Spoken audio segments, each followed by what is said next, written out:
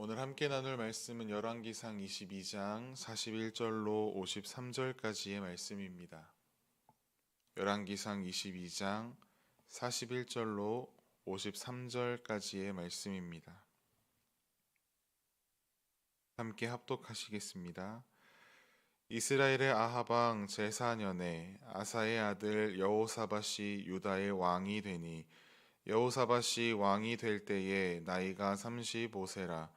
예루살렘에서 25년 동안 다스리니라. 그의 어머니의 이름은 아수바라 실히의 딸이더라. 여호사밧이 그의 아버지 아사의 모든 길로 행하며 돌이키지 아니하고 여호와 앞에서 정직히 행하였으나 산당은 패하지 아니하였으므로 백성이 아직도 산당에서 제사를 드리며 분향하였더라. 여호사밧이 이스라엘의 왕과 더불어 화평하니라. 여호사밧의 남은 사적과 그가 부린 권세와 그가 어떻게 전쟁하였는지를 다 유다 왕 역대시략에 기록되지 아니하였느냐. 그가 그의 아버지 아사의 시대에 남아있던 남색하는 자들을 그 땅에서 쫓아내었더라. 그때 에돔에는 왕이 없고 섭정 왕이 있었더라.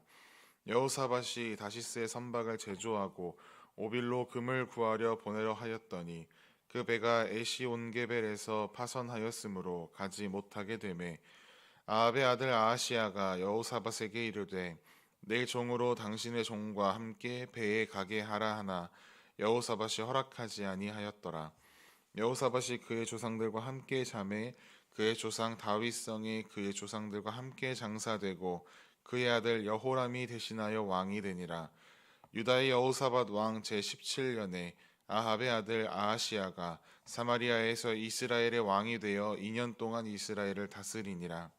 그가 여호와 앞에서 악을 행하여 그의 아버지의 길과 그의 어머니의 길과 이스라엘에게 범죄한 느밧의 아들 여로보암의 길로 행하며 바알을 섬겨 그에게 예배하여 이스라엘의 하나님 여호와를 노하시게 하기를 그의 아버지의 온갖 행위같이 하였더라. 아멘. 평가 기준이라는 제목으로 말씀을 나누겠습니다. 우리는 모두 평가에 예민합니다. 내가 속한 공동체나 직장, 학교나 학원에서 우리는 평가받습니다. 이 평가의 결과에 따라서 나의 이미지, 나의 성과, 나의 거취가 결정됩니다. 그렇기에 우리는 평가에 예민할 수밖에 없습니다.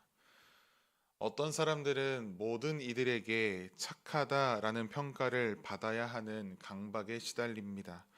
이러한 사람들을 가리켜서 심리학자들은 착한 아이 증후군이라는 증상을 붙이기도 합니다. 이토록 우리가 평가에 예민한 이유가 있습니다. 모두가 좋은 평가를 받고자 하는 마음이 있기 때문입니다. 그렇지 않다면 평가에 예민하고 민감하게 반응할 필요가 없을 것입니다. 그렇다면 우리가 평가를 잘 받기 위해서는 무엇을 해야 합니까? 바로 평가 기준을 명확하게 파악해야 합니다.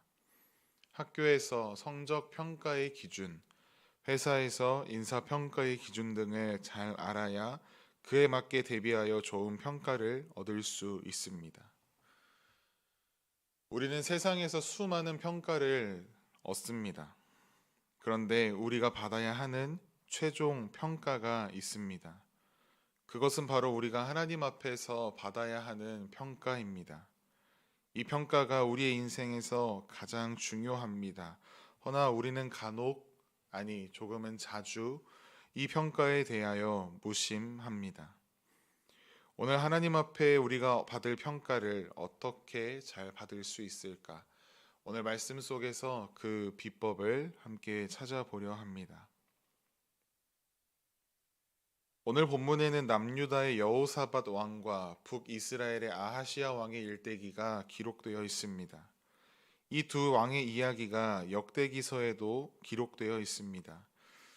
그런데 역대기서와 열왕기서에서 왕을 평가하는 기준이 조금 다름을 우리는 볼 수 있습니다.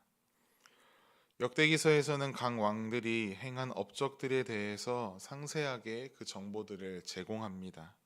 예를 들면 오늘 본문에 등장하는 여호사밧 왕이 국고성을 건축한 것, 선 왕들보다 많은 군사를 확보하여 국방력을 높였던 것 등등의 이야기들이 역대기서에 등장합니다. 그런데 오늘 열왕기서에서 여호사밧 왕에 대하여 이야기할 때에는 그런 부분이 기록되어 있지 않습니다. 열왕기서의 왕에 대한 평가의 기준이 업적을 쌓고 나라를 부강하게 만든 왕이었는가, 그렇지 않았는가가 아니기 때문입니다. 오늘 본문은 여호사밧을 평가할 때에 이렇게 평가합니다. 오늘 본문 43절을 보시면 이렇게 기록합니다. 여호사밧이 그의 아버지 아사의 모든 길로 행하며 돌이키지 아니하고 여호와 앞에서 정직히 행하였으나 산당은 패하지 아니하였으므로 백성이 아직도 산당에서 제사를 드리며 분향하였더라. 여호사밧은 자신의 아버지 아사의 길로 행하였습니다. 남색하는 자들 몰아내고 우상을 척결하였습니다.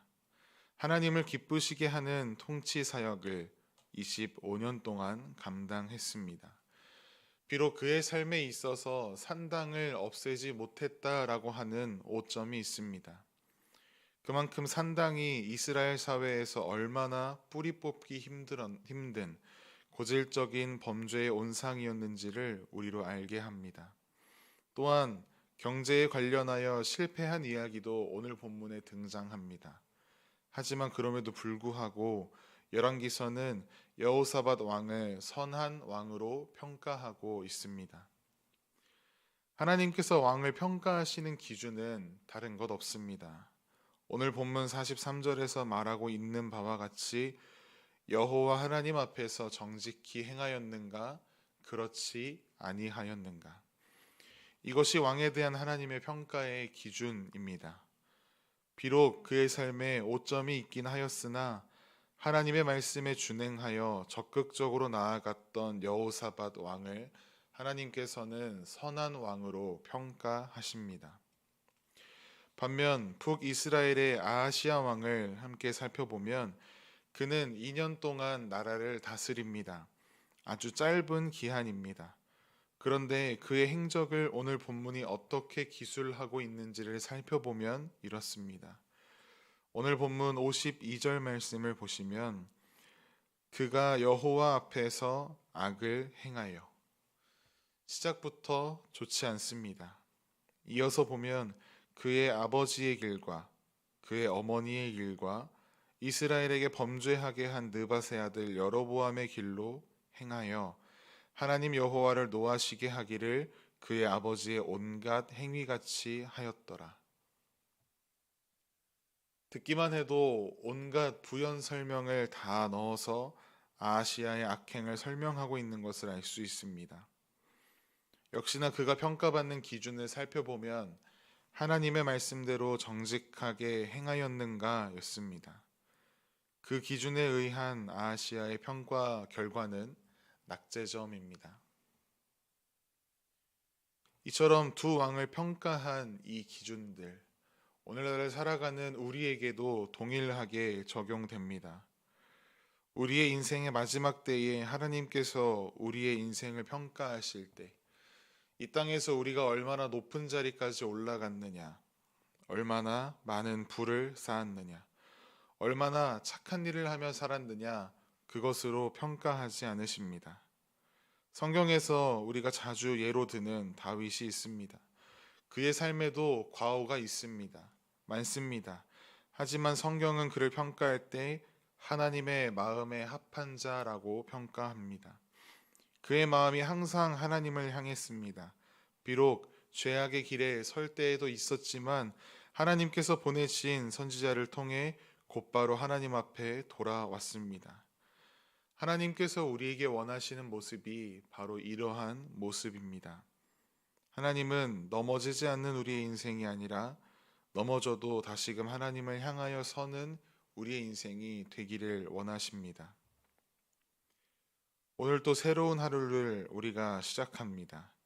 우리에게 맡겨진 자리들에서 최선을 다하여 하나님 앞에 영광 돌려드려야 합니다. 하지만 모든 것보다 더 중요한 것이 있음을 기억합시다. 여호와 하나님 앞에서 정직하게 그분의 말씀을 준행하며 살아가는 삶, 그래서 하나님의 평가 기준에 합한 자가 되는 것. 이러한 삶의 모습이 오늘 말씀을 붙들고 시작하는 저와 여러분의 삶에 나타나게 되기를 간절히 소망합니다.